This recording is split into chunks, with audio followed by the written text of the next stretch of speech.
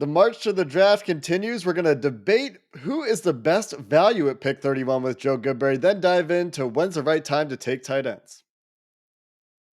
You are Locked On Bengals, your daily Cincinnati Bengals podcast, part of the Locked On Podcast Network, your team every day.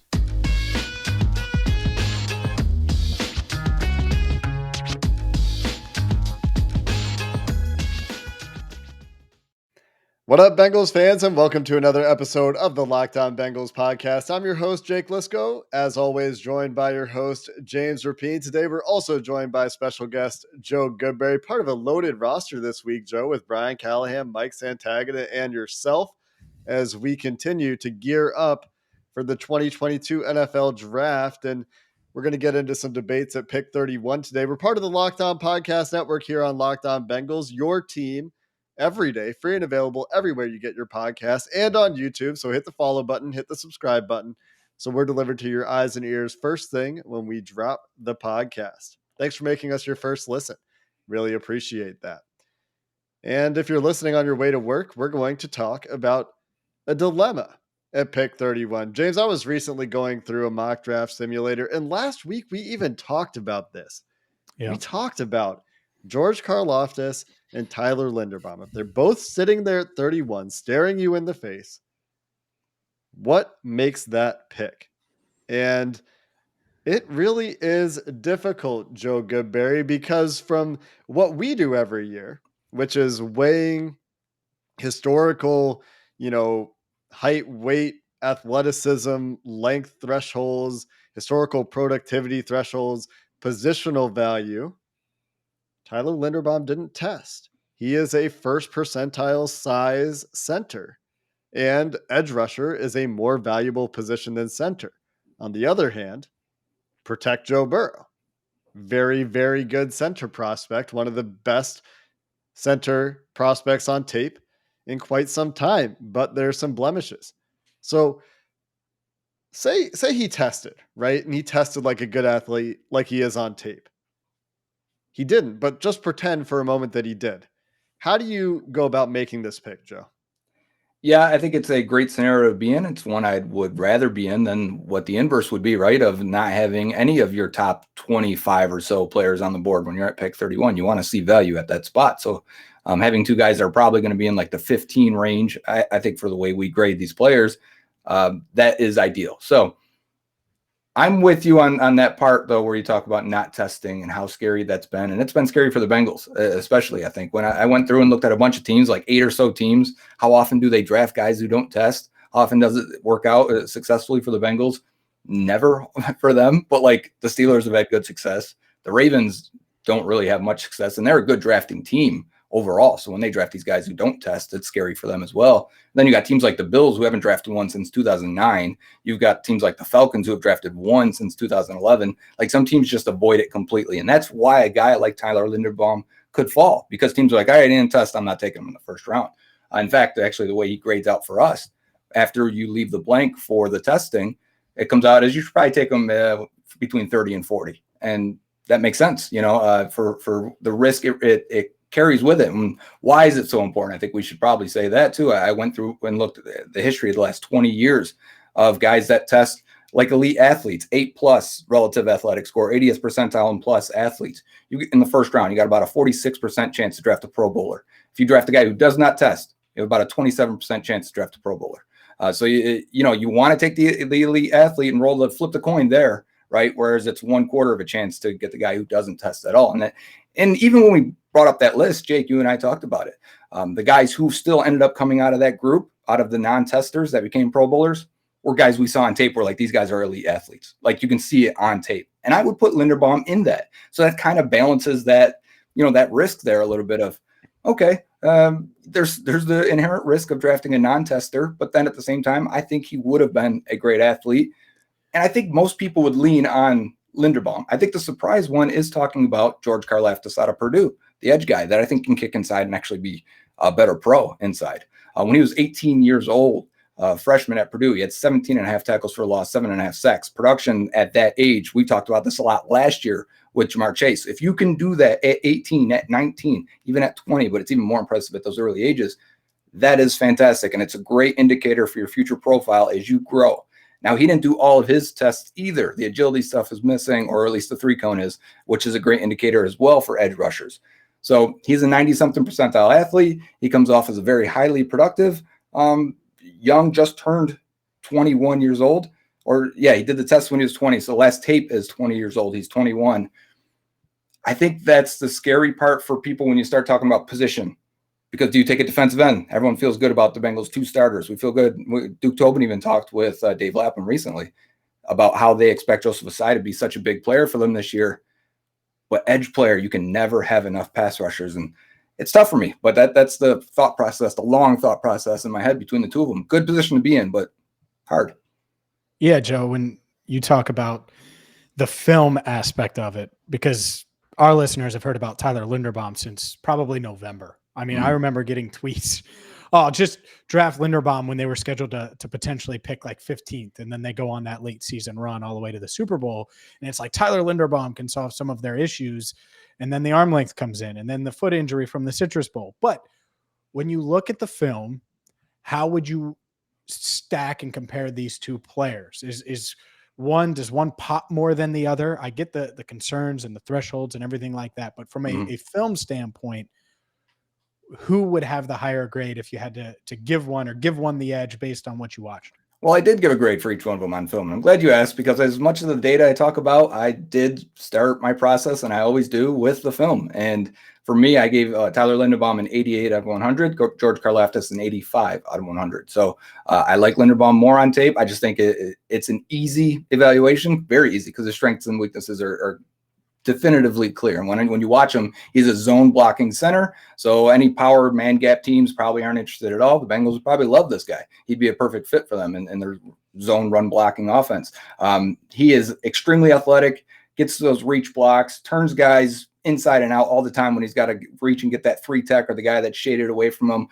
Perfect hand usage, very strong hands, strong core. So you see him a lot of times get his hands in the perfect spot after he bursts out of his stance, flips his hips, turns his core, and gets that guy locked out, and running backs running right behind him. Or he's extremely good climbing to the second level and getting that linebacker. If I watched 6 games, I don't think he missed a guy one time. I mean, it was like we go from guys who can't get to the second level a few years ago to this would be one of the top 5 guys in the NFL getting to the second level. And Joe Mixon would love cutting off of, let's say, Kappa and him blowing out the D-tackle on that side, Linderbaum cutting up and get to that linebacker, and Mixon cutting up that hole, and just, man, that you're free for 8 yards. And he's at a full head of steam at 230-something pounds.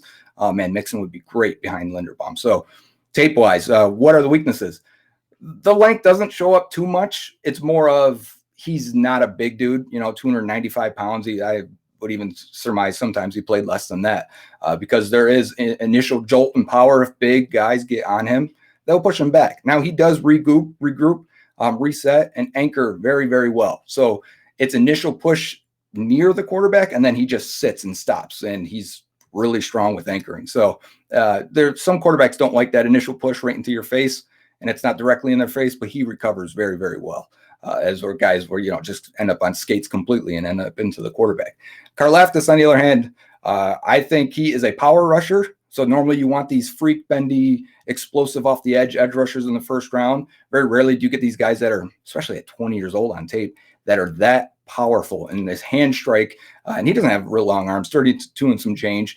He gets into these guys and he moves and displaces people very, very well. I think he could get up to 285 and even maybe plus. And that's why I think he can kick inside, because he's so young. He's not, I think his body's got room to grow and add more power to him. And I think when he does kick inside, the little bit of agility concern I have would be erased inside, where he'd be a better athlete than the interior guards that, aren't as good as the tackles, right? They're not as fluid as those guys. That's the nature of the position, the difference between those two. But I think he wins with power, hand placement. I wish he had more of a counter move, because there are times I feel like he gets a little cute with his pass rushes and tries to be a finesse guy when you're not, and you got to mix it up, or else they're just going to sit on your power all the time. So maybe that's it. And he still needs to develop those other moves, but just okay versus the run overall. It doesn't sound like a very glowing report, but I just think what he does is very good for how young he was. He's young. He's productive. He tested well, to your point, ends up with a 9.2 overall RAS with elite lower body explosion, elite vertical, elite broad jump stuff. But I guess my last note on Linderbaum is going to be, well, he wrestled Tristan Wirfs. Tristan Wirfs has 34 inch arms and he beat his ass. I mean, he probably gave up some weight and length to Tristan Wirfs, and well, he won. So maybe that doesn't matter so much, and it doesn't show up very often on tape. But last question, Joe. You're on the spot. You have to pick one of these two guys. They're your clear BPAs. Which do you pick as of today? Karlaftis is a safer prospect in terms of his profile. Normally, when they look like that and they check every single box, you're at least going to get a good player to solid player, at least. I think he's got Pro Bowl potential. His profile is what you would put next to a Pro Bowl. For Linderbaum, tape and what you would have expected him to test like, you would also say Pro Bowl, even with the length concerns. But it does mean he's going to be an outlier, not just for a guy who doesn't test, but because of the length. I think when I watch him, no, he's Jason Kelce of the Eagles.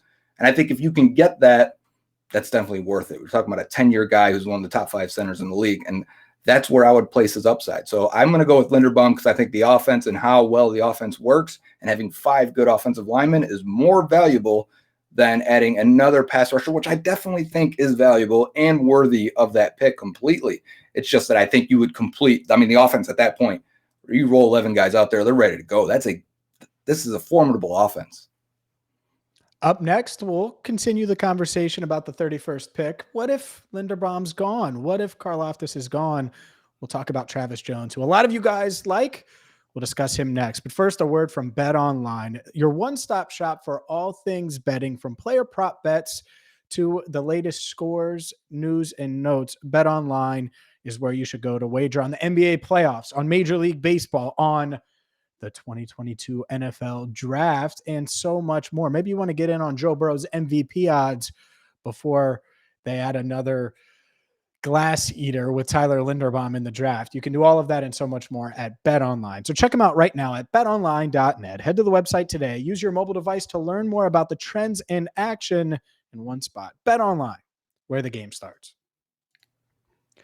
Speaking of the draft, James and Joe, the Locked On Podcast Network does have a live show planned this year. For the first time, I believe, in the history of our network, we will have Locked On NFL Draft doing a live draft show. So stay tuned for details about that as we get closer to the draft. It'll be running with 3 days of real-time analysis. So that's exciting. That'll be coming up in the future. But James, again, yesterday on Mock Draft Monday, we picked a safety. And I'm just going to on air correct myself. I confused Jaquan Brisker with I don't know who. He is just like Jalen Petre or Dax Hill, a guy that profiles to be a good, strong safety who can cover in the slot as well. He might have the athleticism to play deep, but he hasn't done it very much. He hardly played deep in college. So my mistake yesterday, I've let myself get confused on the safety class. I think there's truly 3 real free safeties in this class, and Jaquan Brisker, not one of them. That being said, we mentioned yesterday, and Joe, you mentioned, I think before we started recording, well, what about just taking Travis Jones? If the guys you really want, the Kyer Elams, the Andrew Booths, the Tyler Linderbaums, George Karlaftis, whoever it is, and maybe you don't want Andrew Booth or one of those guys, whatever. If all those guys are gone and the next best guy is Travis Jones, Joe, we got into it a little bit before we started recording because I look at Travis Jones and I see that he tested like a great athlete and he had a good Senior Bowl where he was unblockable, but is his upside really that much higher than DJ Reader, who is a great player to be sure, but DJ Reader was not a first round pick. And it's to draft a guy at his weight profile in the first round, it's like Vita Vea and Dontari Poe, like this kind of Kenny Clark freak athlete that's massive. Kenny Clark.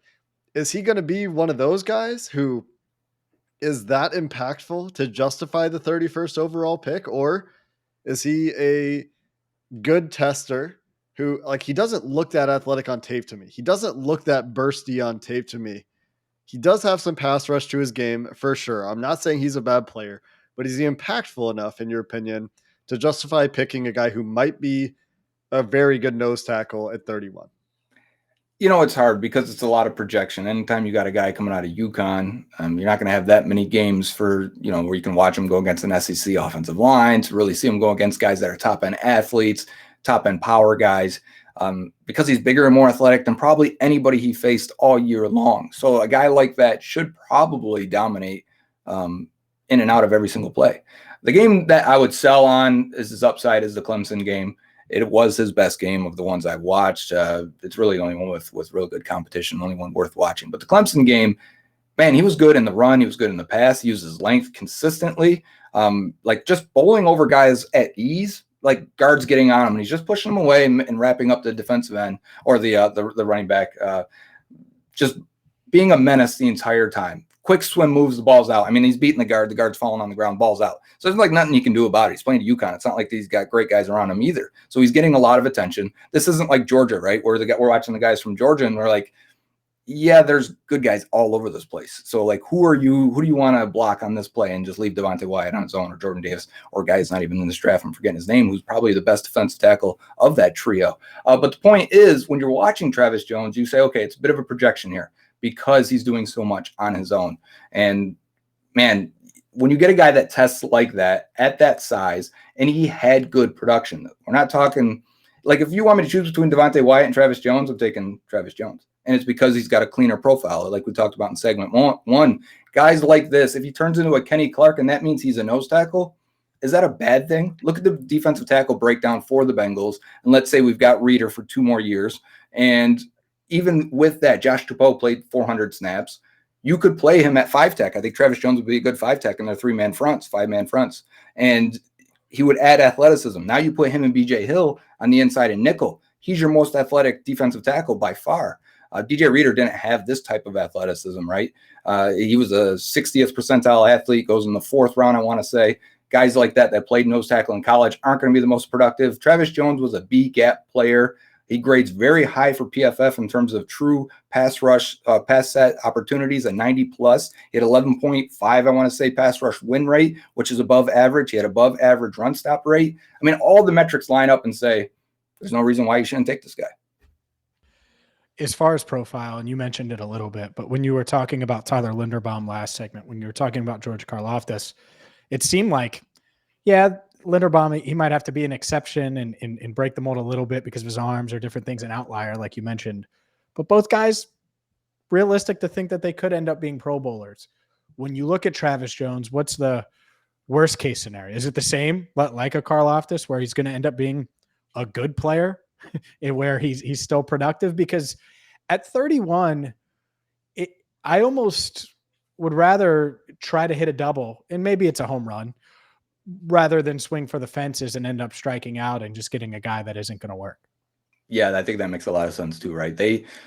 In fact, they probably can't afford to miss in the future years in the draft. This is probably more a philosophical thing. If you want to keep your core players, whether that's 3, 4, 5 guys that you don't plan on losing at all under any circumstances, Joe Burrow, Jamar Chase, T. Higgins, maybe that stretches into Jonah Williams and, maybe somebody on defense that they've drafted recently. Maybe that's Jesse Bates or whomever.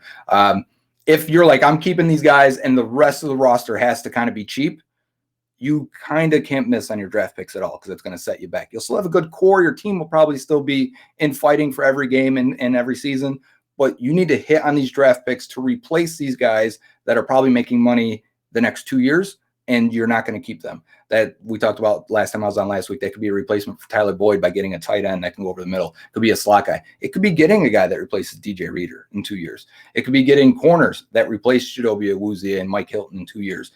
Like you just keep that cycle churning. And if you hit on your picks, you're probably not missing anything. And that money instead goes to your core players. So worst case scenario to answer your question is maybe it's DJ Reeder, who's not a Pro Bowl guy. And the worst part about it is he's a nose tackle. So what's the value of nose tackle?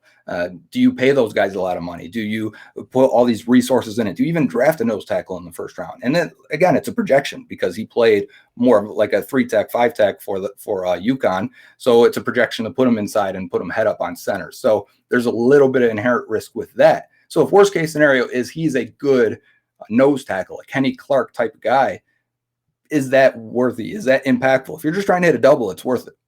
And then my question would be, would you instead consider a guy like Logan Hall there, who is a similar profile in many ways, but is more traditional 3-tech in terms of build and in terms of play style and in terms of productivity, where he was productive. And you can go down the list too, right? Mm-hmm. You're talking about Travis Jones in the first round. How much worse off are you if you do take a Perry and Winfrey like we did in the second round, or even you wait a few rounds. Matthew Butler, I think, a different tier of prospect, but you get later in the draft.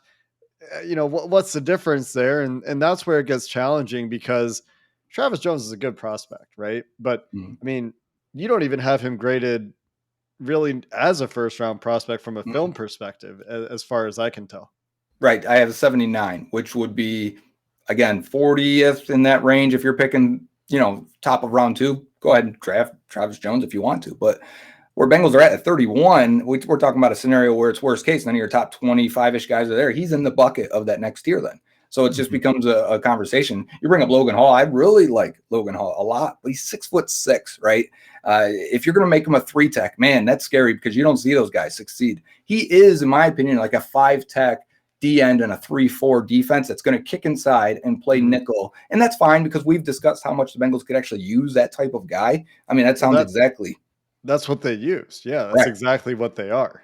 Yeah, so it makes a lot of sense. He would actually be a huge upgrade over Josh Tupel, right? In that scenario where he's playing those 500 or so snaps that BJ Hill played last year. He's inside next to BJ Hill, same way I described for Travis Jones. You would do that with Hall. And I think actually Hall looks like he's going to be like a very good interior pass rusher, like a guy that's, could be extremely dominant. But again, we talk about, look, when I watch Travis Jones, he gets a little too high at times. It saps away some of that athleticism. When you get a guy at 6'6", man, they lose all leverage. And he plays high. Like, it's not just that he's 6'6", but he tries to swim over guys. But Logan Hall could be an in-depth conversation for another day, Joe. As we've discussed these first-round options, getting out of the first round into day 2, maybe early day 3, we talked about tight ends as we've gone through Mock Draft Mondays in the last few weeks, and you've recently watched a bunch. So let's dive into this tight end class to wrap things up coming up next. There's nothing worse than having unreliable transportation. When you get in your car, you want to start it, you want it to get you from point A to point B. You want it to be reliable, like Joe Goodberry during draft season. And that's why you need rockauto.com. Today's show brought to you by Rock Auto, a family business that's been doing business for more than 2 decades.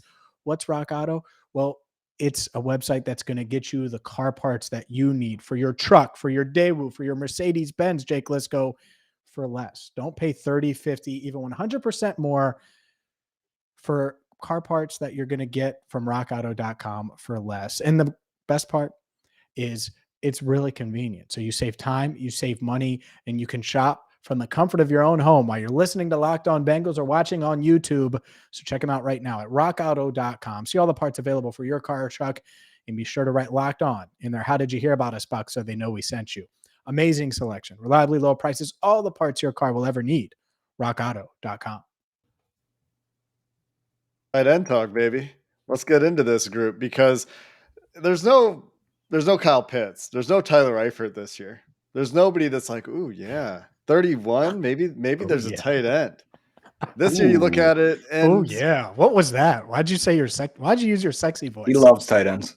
Because I mean, we're talking about tight ends here, James. When else are you going to break that voice out? Trey McBride, long seen as a consensus number 1 tight end of this class. For a while, I thought, maybe not a while, maybe a week, I thought it was reasonable to say, yeah, maybe Trey McBride at 31. And then it no longer seemed reasonable to me. It seemed like if he's probably going to be drafted in the middle of the second round somewhere. But Joe, you've watched a lot of tight ends lately, and the names currently at the top of our list, and I know it's incomplete: Trey McBride, Charlie Kolar, who I had a listener tweet at me about last night, upset that we didn't even mention him when we were going through Mock Draft Monday yesterday. We were having some technical difficulties yesterday. I'd love to talk about Charlie Kolar when we get there. Yeah, we could talk about Charlie. We could talk about Greg Dulcich, who, when Daniel Jeremiah mentioned that Dulcich was his tight end 1, was the same moment that I realized, oh, maybe Trey McBride at 31 is just insane. And it's turned out to look that way. James. And Dulcich has met with the Bengals. McBride has. I'm not sure about Collier. I I said think his name wrong, but I think Jelani Woods has too. Like they've met with every big name Isaiah tight end. Likely. Likely, yeah, they met with Likely as well. And They're going to pick one. Yeah, they in Calcaterra. That's the other one. I was trying to think of the other one that's been confirmed. And they were at Ohio State's Pro Day, of course, for you Jeremy Ruckert fans out there. And to be fair, Nate Tice, I think, has Jeremy Ruckert as his tight end one. So there are Jeremy Ruckert seems to be a very divisive prospect to me. And you've got a pretty solid film grade on him, Joe. You've got a bunch of guys in the same bucket. You've got, it looks like McBride and Dulcich a step above, and then 5 guys that you all kind of see as like, yeah, you're kind of the same level. When you look at this tight end class and you're the Cincinnati Bengals and you know what the team needs are, and you've got your opinions on philosophizing when different guys should be picked and whatnot, where do you think the sweet spot is for tight ends for the Bengals in this year's class? Yeah, that's probably the best way to question it, because that's also what I'm internally debating as I'm going through these guys. At first, it's like, yeah, I was with you. I could see a pick at 31. Trey McBride, if the worst case scenario, kind of how we, started talking about Travis Jones as McBride in that next bucket of guys. I think he could be. If he's gone by 45, then you have to consider him, before you get on the clock at 63, obviously. So, and that's the thing too. The Bengals are at the end of each round. Like, this still is not in my brain all the way. When I say, second round, well, they don't. That you've got to pick that guy early if you want that guy. Then, as I'm looking at it and I'm getting these grades, like a Trey McBride, when I give him an 80, it's like, yeah, I think he's going top 40-ish, 45. And then when I have Kohler and Dulcich and Cole Turner and Jeremy Ruckert as like my next bucket of guys, that's second, third round, and one of those guys may even be there at the top of the fourth, but the Bengals can't get that guy at the top of the fourth. That would be your pick in round 3. So I do think that makes a lot of sense if they want to go that route, especially with these are most of the guys they've met with, other than Calcaterra and Likely, who I think go much later based on their profiles. That's if you don't get your guy in rounds 2, round 3, round 4, the guy's not falling, and you're there in round 5, 6, 7, and you still need to take a tight end. I feel like they really do want one and want to take a guy that can, upgrade maybe from Drew Sample. There's not many blockers in this draft. So when guys, I still get the question all the time, because it's what you kind of watch tight ends very differently now than you did even 5 years ago. The only blocker is Jake Ferguson from Wisconsin. That's about it. And if you want him, he's fine, but he's probably like a 4th round pick. But I could see that happening too. I know you guys have discussed him at points. But for me, I think McBride, since he's probably not going to be in that position at 31, if you get to Kohler or Dulcich in round 2, I think Dulcich is the better athlete, better mover, better guy after the catch. But Kohler, man, is 6'7" with long wingspan that can catch and has tremendous, tremendous hands. I think he's got the lowest drop percentage of all these guys. He really was maybe the worst guy after the catch of everyone I watched, which to me has very projecting values, because I think tight end has kind of turned into a yak position in a lot of ways. Think of a lot of CJ Uzama's big plays last year, or a lot of yak opportunities where he makes a guy miss and he extends that, which was already an explosive play, but turns it into 6, right? The sneaky yak of CJ Uzama. Yeah, and that is when I watch tight ends around the league, it's like, that's kind of like an underrated spot for a lot of these guys. Where are they getting these extra hidden yardage unless they're just check down averaging 6 yards per catch? It's the yak guys that really make the difference and turn it into 10 yards and plus. So I think if you mentioned Eifert, there's no Eifert. Someone asked me yesterday or the day before who would be an Eifert in this draft. And while I wouldn't compare any to Eifert, the guy that's closest and looks like him with the best ball skills, high pointing ability, plays above the rim is Cole Turner out of Nevada. And like, is he a end of the 3rd round pick? Yeah, I think he could be. And when you watch him, just go on YouTube, put in Cole Turner, Nevada, and you'll 5-minute highlight video is just, oh my God, this guy's just dunking on everyone because they're just tossing it up to him. And that sounds fun. That sounds like you can do a lot of damage with that and add a guy to the rotation. So this all started off with what's the sweet spot? I'm not sure it's round 2, but man, because I think Dulcich is probably already gone at that spot, or at least close. It'd probably be a really good value at 63 for Dulcich. But 3rd round, I think, would probably be the maximum value. 2 tight end questions for you. The first one, and I'm going to bring up Jelani Woods for those that are wondering, because, man, we get a lot of mentions about him. But who compares most to Hayden Hurst, or who looks like Hayden Hurst? The Bengals really like Hurst, and I think they believe he's going to have a big year and then go sign a deal elsewhere, and that he's going to be productive with Burrow, and much like CJ Uzama, have a career year and go elsewhere. So I agree with you. I think they're going to prioritize Yak. I think they hate the fact that Sample hasn't developed as a pass catcher and fell on his ass one of the times when they designed a play for him, and they'll figure out the blocking part of things down the line. So who projects to be that out of the guys you mentioned that could be almost, oh my God, Hayden Hurst had 700 yards and 5 touchdowns, and then he signed a 3-year deal with insert whatever team in 2023 next offseason.